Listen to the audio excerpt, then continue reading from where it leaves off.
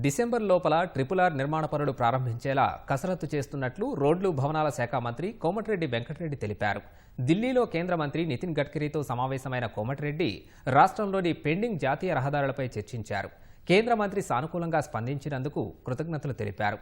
హైదరాబాద్ విజయవాడ రహదారిని 6 వరుసలు 2 సర్వీస్ రోడ్లతో కలిసి 8 లైన్లకు విస్తరించాలని కోరగా అంచనాలు రూపొందించి పంపితే వెంటనే టెండర్లు పిలుస్తామని హామీ ఇచ్చినట్లు వివరించారు. ఎల్బీ నగర్ చింతలకుంట నుంచి హైత్ నగర్ వరకు డబుల్ డెక్కర్ ఫ్లైఓవర్ నిర్మాణానికి అనుమతి కోరగా సంబంధించిన ప్రతిపాదనలు పంపాలని సూచించినట్లు తెలిపారు. Moinabad Kodangal road forest clearance, Srisailam Kalwakurthy elevated కారిడార్ల అలైన్మెంట్లకు అనుమతులు మంజూరు చేస్తానని హామీ ఇచ్చినట్లు మంత్రి కోమటిరెడ్డి స్పష్టం చేశారు.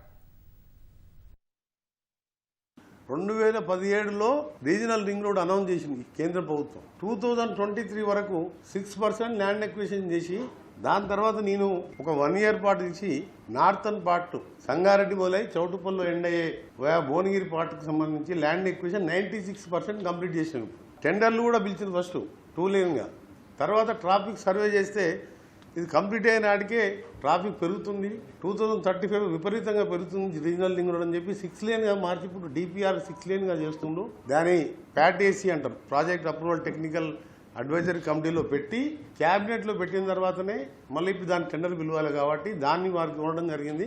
దాన్ని కూడా త్వరగానే వాళ్ళు టెక్నికల్గా అప్రూవ్ చేస్తానని వారు హామీ ఇచ్చిండ్రు. దాంతోపాటు సదరన్ పార్ట్ మళ్ళీ చౌటుపల్లికి వెళ్ళి మళ్ళీ అంతా తిరుగుకుంటా సంగారెడ్డికి రావాలి. వాళ్ళ అలైన్మెంట్ కూడా ఫిక్స్ చేయలేదు. మేము అలైన్మెంట్ ఫిక్స్ చేయించి క్యాబినెట్ మన స్టేట్ గవర్నమెంట్ క్యాబినెట్లో అప్రూవ్ చేసి వారికి పంపడం జరిగింది. ఆ విషయాన్ని కూడా వారికి గుర్తు చేస్తూ దాన్ని కూడా ఇవ్వాలని చెప్పి కోరడం జరిగింది. అదొక ఇంపార్టెంట్ విషయం. ఎందుకంటే అది వస్తే హైదరాబాద్ ఇప్పటికే మీరు ఫ్యూచర్ సిటీ పేరు మీద ఎట్లా డెవలప్ అవుతుందో మీరు చూస్తున్నారు. దాంతోపాటు రివైజ్ ఎస్టిమేట్ ట్రిపుల్-ఆర్ అయిపోతే అది 2 monthsలోనే టెండర్ ప్రాసెస్ జనవరిలో కూడా మన డిసెంబర్లో కూడా స్టార్ట్ చేయాలని మా ప్రాసెస్.